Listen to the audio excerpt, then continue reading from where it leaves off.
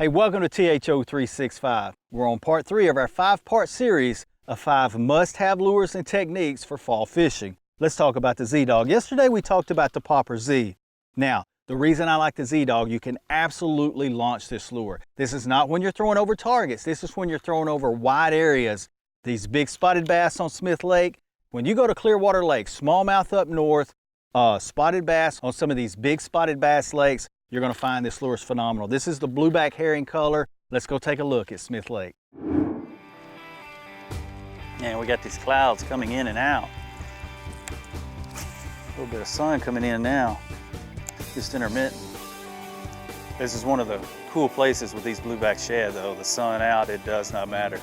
A lot of instances, it actually makes it better. Oh, he hit it. Hit it. There we go. Oh my shamani! Oh, it's a big one. It's a big one right here. It's a big one. Oh, it's a giant. Oh man. Oh, that's a good one. Come here, come here, come here. Oh, look at this one.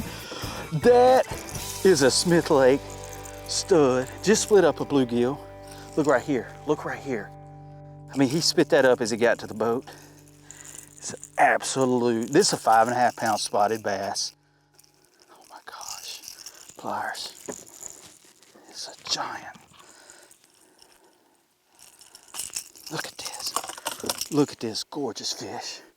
Are you kidding me? That's a 5.5 pound spot. Yes, I love it. Sweet.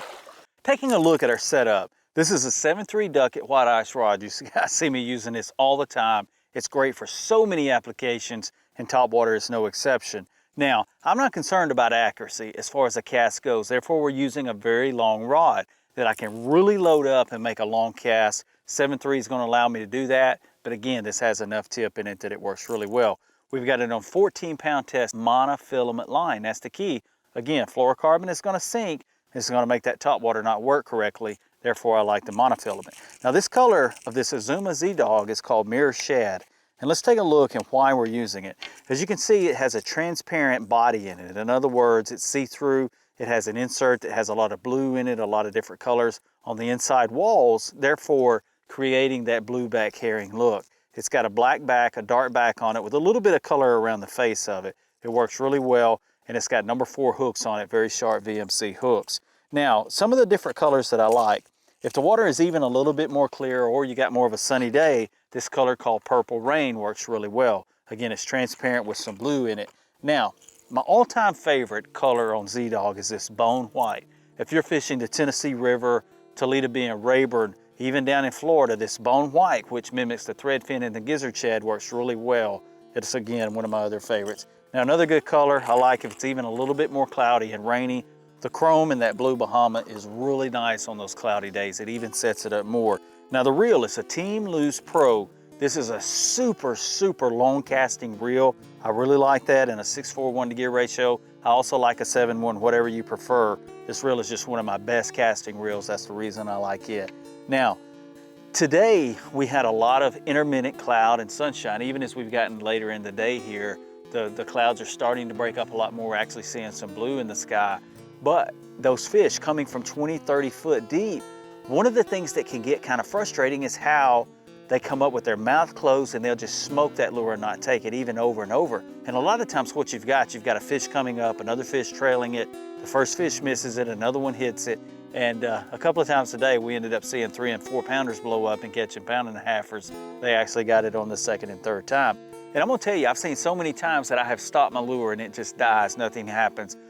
My thing is, most of the time, I wanna keep it coming. Unless you get a fish that hits you right close to the boat and you don't have enough time to really keep it coming, because as it gets close to the boat, it's gonna spook the fish. That's the only instance where I really, kill it and let it sit there.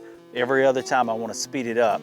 I wanna keep it coming. I'll even get more aggressive when I see that fish blow up on it and miss it. I want that water really throwing. This Mirror Shad Z Dog's got that cup in the throat and it really throws that water, so I'll even get more aggressive with it at times. Now, a lot of people talk about how fast you walk the dog, which is the action of that lure jumping back and forth. It's actually pivoting, doing this right here as it's coming through the water. Now, there are situations like jerkbait fishing where your cadence is very important. How long you let a suspending jerkbait sit. Topwater fishing in clear water is 69 to 70 degree water temperature. These fish are smoking it, they're on fire. I'm not gonna slow it down. I wanna work it as quick as I can and allow that lure to stay in the water on the surface. That's the best way to fish it. You're gonna get those strikes. It's gonna cause the most commotion. So if it's really active and you're in clear water, don't get caught up in how slow do I need to work it. Tell yourself how fast can I work it and still work the lure properly. Hey, that was some of the most ferocious topwater bites you'll ever see. I love the Z Dog. It walks the dog great and you can absolutely launch it. And that's what you got to have in a topwater lure. Hey, tune in tomorrow. Part 4 coming up on our 5-part series of fall fishing. See you guys tomorrow right here on THO 365.